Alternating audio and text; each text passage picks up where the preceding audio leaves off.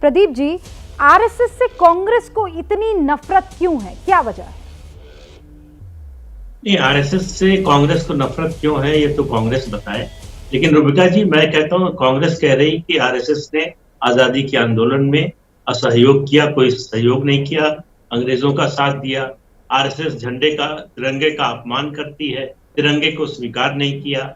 RSS BJP राष्ट्रद्रोही, RSS राष्ट्रद्रोही है। आज ये बात राहुल गांधी ने कही।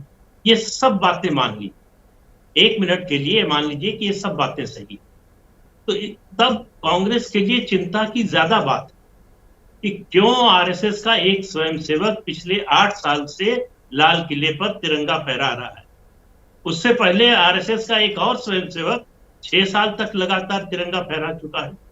ऐसा क्या है कि देश के खिलाफ सब काम करने वाली, अरे भाई सुन लेंगे स्वयंसेवक प्रदीप जी प्लीज, आरएसएस का स्वयंसेवक लाल किले पर तिरंगा फहरा रहा है। अगर आपको नहीं है तो मैं बोलना बंद कर देता हूँ, आप ही बोलिए फिर। नहीं, आप ही बोलना बोलिए, प्रधानमंत्री फहरा रहे हैं और हम उनका इसके लिए है तो आप ही बोलिए। नहीं, पर ये तो तथ्यों को तोड़ना मरोड़ना हुआ ना पंकज जी। क्या वो नहीं, आप उनसे पूछिए तो वो ये बात कहेंगे। ये क्या बात हुई सर? वो है ना, वो स्वयंसेवक रहे हैं कि नहीं रहे हैं? आप ये कैसे कह सकते हैं कि नहीं वो स्वयंसेवक नहीं है जो झंडा फहरा रहा है, क्योंकि वो आपके एजेंडे को सूट नहीं कर रहा है। कल तिरंगा यात्रा में इसीलिए नहीं, इसी आधार पर नहीं गए। नहीं, ये आरएसएस के लोग हैं, ये तिरंगे का अपमान करते हैं और अब इस तरह की बात कर रहे हैं। कब नहीं कहा नरेंद्र मोदी ने कि वो आरएसएस के स्वयंसेवक नहीं है? आप अगर दिन को रात समझना चाहें तो आपकी मर्जी है। देश की जनता जिस तरह से कांग्रेस को रिजेक्ट कर रही है, उसका अगर आप कोई मूल्यांकन नहीं करना चाहते तो ये आपकी मर्जी है। लेकिन आपको ये दिखाई देना चाहिए कि देश किधर जा रहा है, कांग्रेस किधर जा रही है। क्यों देश की जनता का जो कनेक्शन में कुछ प्रॉब्लम है। सुनिए सर, आप ऐसे बोलेंगे तो सुनाई नहीं देगा पंकज जी। हाँ, एक स्काइप पर एक साथ बोलने से आवाज नहीं आ पाती है, वो टूट टूट कर आती है। तो एक बार प्रदीप जी को अपनी बात पूरी कर लेने दीजिए, मैं आपको मौका दूंगी। प्रदीप जी, भाई ये तिरंगा यात्रा में यही आरोप लगा कर तो नहीं गए कि ये बीजेपी का है, ये आरएसएस वाले हैं। तो पूरी बीजेपी तो आरएसएस वालों की है, तो नरेंद्र मोदी आरएसएस से अलग कैसे हो गए? कौन सा समय आता है जब नरेंद्र मोदी स्वयंसेवक हो जाते हैं और कौन सा समय आता है जब वो नहीं रहते हैं स्वयंसेवक? बात प्रधानमंत्री रहते हुए अटल बिहारी वाजपेयी ने कहा कि मुझे गर्व है स्वयंसेवक होने पर। तो ये सोचने की बात कांग्रेस पार्टी के लिए है कि आखिर क्यों देश की जनता, जिनको कांग्रेस राष्ट्रद्रोही समझती है, उनका समर्थन कर रही, लगातार कर रही। अलग अलग राज्यों में जीत रहे हैं, 2 बार केंद्र में जीत चुके हैं। तो कोई तो वजह होगी, कहीं तो वो कुछ अच्छा कर रहे होंगे जो लोगों को अच्छा लग रहा है, कहीं कांग्रेस कुछ ऐसा कर रही होगी जो लोगों को पसंद नहीं आ रहा है। तो अगर इससे आंख बंद कर लेना है, आपको 1920, 1930, 1940 में ही रहना है, तो उसी अतीत में रहेंगे। जहां आज परिस्थिति जिस परिस्थिति में है उससे खराब स्थिति होगी, उसमें सुधार नहीं होने वाला। कांग्रेस पार्टी आजादी की वारिस है, आजादी के आंदोलन की। कांग्रेस पार्टी को किसने रोका था कि वो 15 अगस्त 2021 को एक वार्षिक कैलेंडर नहीं घोषित करे कि हम एक आजादी का जो है अमृत महोत्सव वर्ष जो है इस तरह से मनाएंगे? किसने रोका था कि पिंगली वेंकैया पर डाक टिकट न जारी करे, जिन्होंने तिरंगे का डिजाइन बनाया था?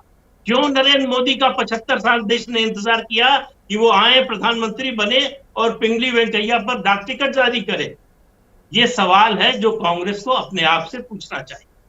उनके जो आरोप हैं वो पिछले 75 साल से देश सुन रहा है, उस पर देश की क्या प्रतिक्रिया है ये दिखाई दे रहा है। जवाब दीजिए रागिनी जी, सीधे कुछ सवाल हैं। मुझे लगता है कि पंकज जी वही देखना चाहते हैं, या उनको वही दिखता है जो वो देखना चाहते हैं। कांग्रेस ने साल भर का एक न सिर्फ राष्ट्रीय, तो वही देखना चाहते हैं जो आप दिखाएंगी।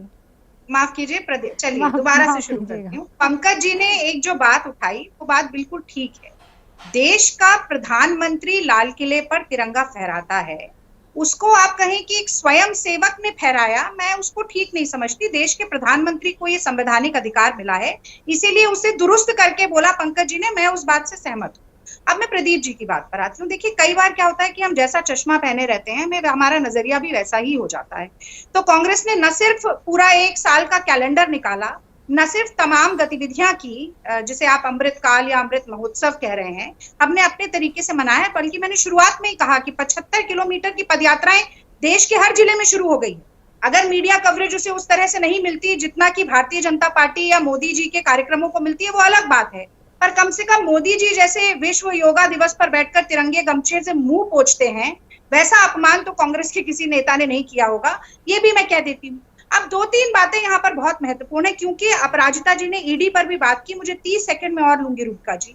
मैं आज डंके की चोट पर यह कहना चाहती हूँ कि वो सरकार जो लगातार सीबीआई, ईडी, पुलिस और तमाम स्वायत्त संस्थाओं के कंधे से विपक्ष पर बंदूक चलाने का काम करती है, वो सरकार जो संसद के परिसर में देश के सबसे बड़े आंदोलनकर्ता महात्मा गांधी की प्रतिमा के नीचे विरोध प्रदर्शन करने पर सांसदों पर प्रतिबंध लगाती है, वो सरकार जो हर वो शब्द जो सरकार से सवाल पूछने के लिए इस्तेमाल किया जा सकता है उसे असंसदीय घोषित कर देती है, वो सरकार जो नेता विपक्ष को ईडी के दुरुपयोग की बहस के बीच में से, संसद में से ईडी के द्वारा घसीटकर बाहर निकाल कर ले आती है, वो एक डरे हुए व्यक्ति के नेतृत्व में चल रही कायर, डरपोक और कमजोर सरकार है।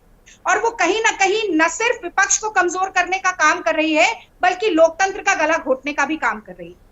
आज ईडी के पास 5442 केस है रूबिका जी, जिसमें से 5310 केस केवल 8 सालों में दर्ज हुए हैं। लेकिन अगर आप डर नहीं रहे हैं, अगर आप ये जो शब्द का इस्तेमाल कर रहे हैं, रागिनी, क्योंकि वक्त की कमी है, 1% से भी कम है, लेकिन वो ईडी सुभाष चंद्र ईडी को ताकतवर बनाया किसने? और ईडी के पास अगर इतनी ताकत है, उसके पास वो ताकत सबूतों के दम पर है ना, तो कोई तो सबूत होंगे ना, आपको डरने की जरूरत नहीं है। दूध का दूध, पानी का पानी हो जाएगा। जैसे ही घड़ी का काटा दोपहर 2:30 पे आए, बबीता जी का दिल सास बहू साजिश के लिए मचल जाए। और ये है इनकी बहू, पूरे दिन ऑफिस की टेंशन हो जाए गॉन जब ये करें अपना फेवरेट शो फ्री टाइम पे ऑन। इनकी तरह आप भी देखें अपना फेवरेट शो अपने टाइम पर और डाउनलोड कीजिए एबीपी लाइव ऐप अपने स्मार्ट टीवी पर।